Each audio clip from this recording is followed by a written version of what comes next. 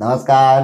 गायत्री ज्योतिष केंद्र में आप सभी लोगों का स्वागत है। आप लोगों के लिए हमेशा ही ज्योतिष शास्त्र से जुड़ी हुई महत्वपूर्ण जानकारी के एपिसोड हम समय समय पर प्रसारित करते रहते हैं।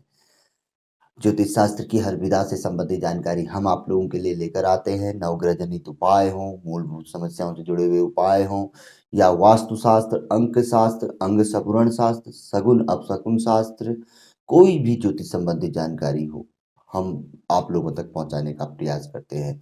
कुंडली विश्लेषण के माध्यम से किस तरह से सिद्ध उपाय अपनी पत्रिका से हम देख सकते हैं, पंडित जी के माध्यम से यदि हम पंडित जी के पास जाते हैं तो उनसे क्या पूछ सकते हैं कि कैसे हम अपने बहुत अच्छे उपाय प्राप्त करें, वो जानकारी भी हम आप लोगों तक पहुंचाते हैं। आप कभी भी हमारे कुंडली विश्लेषण वाले एपिसोड देख लीजिएगा, लंबे जरूर होंगे लेकिन उसको देखेंगे तो आपको अवश्य ही पता चल जाएगा कि ये कभी भी हम कुंडली विश्लेषण करवाएं तो पंडित जी से क्या क्या चीज़ें पूछें, जिससे कि हमें जीवन के लिए बहुत सी समस्याओं का एक प्रकार से हल मिल जाए। समस्या के आने से पहले ही तो हमारी तैयारी ऐसी रहे कि समस्या कब आई कब गई हमें पता नहीं चलेगा।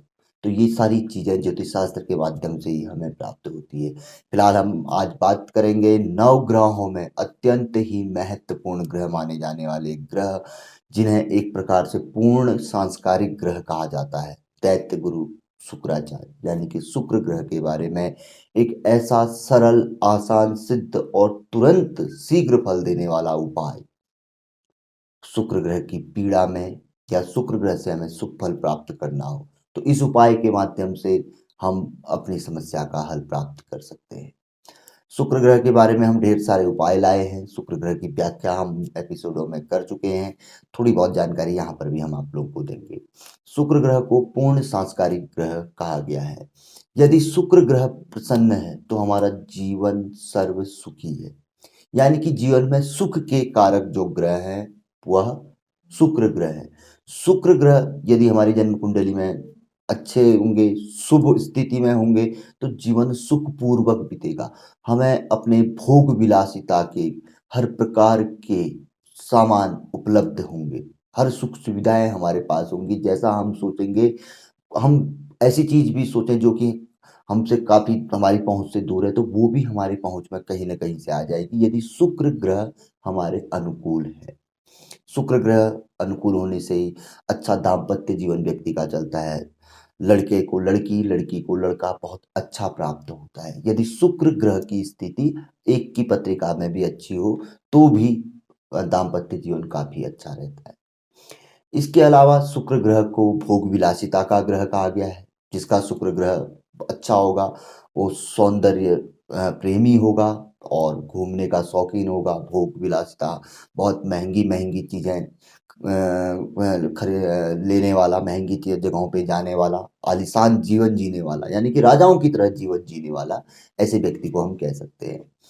तो हमेशा ही प्रयास करना चाहिए कि शुक्र ग्रह हमारी जन्म कुंडली में यदि कमजोर है तो हम कोई ना कोई उपाय उनसे संबंधित करते रहें, क्योंकि इनका अनुकूल होना, समझ लीजिए कि दैत्य गुरु शुक्राचार्य, इनके जो चेले हैं वह राहु और केतु, और साथ में शनि ग्रह भी इन्हें अपना गुरु मानते हैं। तो ये तीन ग्रह वो ग्रह हैं जो जीवन में हमें नाना प्रकार की पीड़ाएं देते हैं। हमारे जीवन में हम बार बार कहते हैं, हम ही नहीं हर ज्योतिषी कहता है कि 80% समस्याओं का कारण कहीं ना कहीं यही ग्रह है, शनि, राहु, केतु, और साथ में यदि शुक्र ग्रह और बुध ग्रह की स्थिति खराब हो जाए तो समझ लीजिए कि व्यक्ति का जीवन कठिनाइयों से ही गुजरेगा अंत समय तक।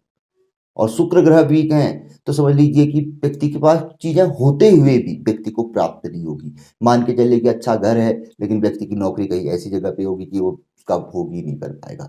गाड़ी होगी तो चलाने का समय नहीं होगा। इसी तरीके से सब चीज होते हुए भी व्यक्ति को कुछ अपने सुख के लिए नहीं मिलेगा। होगा सब कुछ लेकिन भोग नहीं कर पाएगा। ऐसी कई और चीजें भी शुक्र ग्रह की उससे रहती है कि यानी कि जीवन में अगर कुछ कमी व्यक्ति को महसूस हो रही है तो वो कमी के कारक ग्रह मान लीजिए शुक्र ग्रह।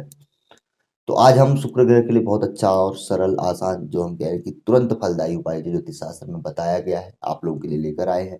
पूर्व में कई ढेर सारे उपाय हम लेकर आए हैं, लोगों ने आजमाए हैं और चमत्कारिक प्रतिफल प्राप्त किया है। तो आज के उपाय के बारे में बताया गया है कि किसी भी शुक्रवार को शुक्ल पक्ष के शुक्रवार को, विशेष तौर पर शुक्ल पक्ष के शुक्रवार ही शुभ माने जाते हैं। तो शुक्रवार को आप सफेद गुलाब के फूल पे इत्र लगाकर, सफेद गुलाब का फूल, जो सफेद व्हाइट फूल होते हैं गुलाब के, उस पे इत्र, यानी कि इत्र का अर्थ होता है सेंट, जो हम कपड़ों आदि में अपने पे छिड़काव करते हैं। इत्र का छिड़काव करके उसे बरसात के पानी में बहा दीजिए। यानी कि एक गुलाब का फूल लेकर उसमें इत्र यानी सेंट का छिड़काव करते हुए, जब बरसात आ रही है, जब यानी कि बरसात के सीजन का उपाय है, तो बरसात जो नाला आदि बहता है, बरसात के पानी में उसे आप बहा दीजिए। तो शुक्र ग्रह जनित पीड़ा व्यक्ति की दूर हो जाती है। ऐसा कुछ 3, 5, 7 ऐसे शुक्रवार करने से व्यक्ति को अवश्य ही हमेशा के लिए शुक्र ग्रह जनित पीड़ा से मुक्ति प्राप्त होती है। अब यहाँ पर कोई महत्वपूर्ण बात आती है कि बरसात तो भाई बरसात के सीजन में या कभी भी हो सकती है, उसके लिए तो कोई विशेष शुक्रवार हम देख नहीं सकते हैं। तो यहाँ पर कोई ऐसा किया जा सकता है, समान फल प्राप्त होता है कि बरसात के पानी को इकट्ठा कर, और वही विधि कि सफेद गुलाब का फूल जो कि 12 मास प्राप्त हो जाता है, उस पे इत्र यानी कि सेंट का छिड़काव करके, और उस पे उस बरसात का जो पानी आपने इकट्ठा किया है, कोशिश करिएगा कि शुक्रवार की बरसात का पानी आप इकट्ठा कर लीजिएगा। जब कभी भी आपको ये करना हो उपाय, तो उससे पूर्व। उपाय का ऐसा थोड़ी है कि आज आपको पता चल गया है तो आप फ्यूचर में इसकी तैयारी करके भी कर सकते हैं। तो शुक्रवार को बरसात का पानी लेकर अपने पास रख लीजिए, और उसके बाद किसी भी शुक्रवार से शुक्ल पक्ष के आप ये प्रारंभ कर सकते हैं। आप नियमित तौर पर कुछ 7 शुक्रवार आप देखिए, जब आपको रिजल्ट मिलना प्राप्त हो रहा है तो क्या बुरा है इसमें। जो नदी समुद्र के नजदीक रहते हैं वो लोग वहां पर उसका विसर्जन करते हैं, कोई नहर आदि में कर सकते हैं, नहीं तो अंत में कुएं में भी इसे डाला जा सकता है। कुएं का भी वहां पे वर्णन आया हुआ है।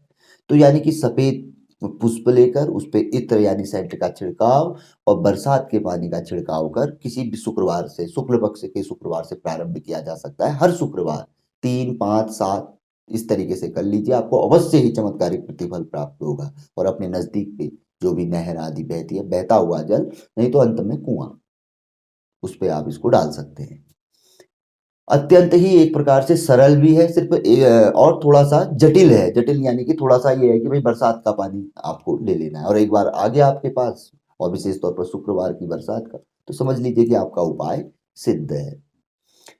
तो हम तो इसे अत्यंत ही सरल कहेंगे, क्योंकि बहुत से उपाय ऐसे होते हैं कि व्यक्ति सुनता तो आज है लेकिन अपनाता 4 साल बाद है। क्योंकि हमारे पास ऐसे कई फोन आते हैं, क्योंकि वो कहते हैं कि हमने वो एपिसोड तो आपका बहुत पहले देखा, उसके बाद फिर हमने उसे ढूंढा, आजमाया और रिजल्ट प्राप्त किया। तो वह वही चीज होती है, व्यक्ति के संज्ञान में बनी रहेगी तो कभी भी व्यक्ति इसका प्रतिफल प्राप्त कर सकता है। जब बरसात आ रही है, व्यक्ति को वही शुक्र ग्रह जनित पीड़ा है, तो उसके दिमाग में रहेगी बात कि मैं शुक्रवार को बरसात का पानी इकट्ठा करके रख लेता हूँ, और कभी शुक्ल पक्ष से, किसी भी शुक्ल पक्ष से शुरू कर लूंगा।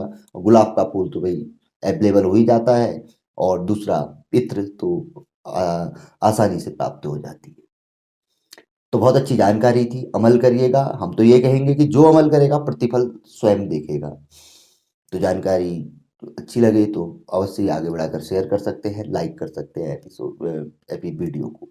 और नए लोगों से हमेशा आग्रह रहता है कि गायत्री ज्योतिष केंद्र के साथ जुड़े, चैनल को सब्सक्राइब करें, बेल आइकन अवश्य ही दबाएं। बहुत अच्छी जानकारी है, आप पहले एपिसोड देखिए तब जाके हमारे साथ जुड़िए।